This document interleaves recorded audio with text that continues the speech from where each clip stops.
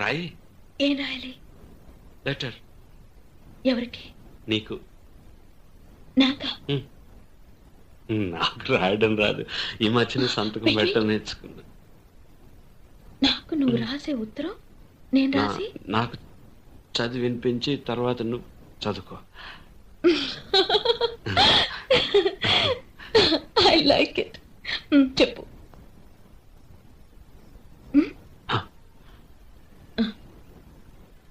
నా ప్రియ,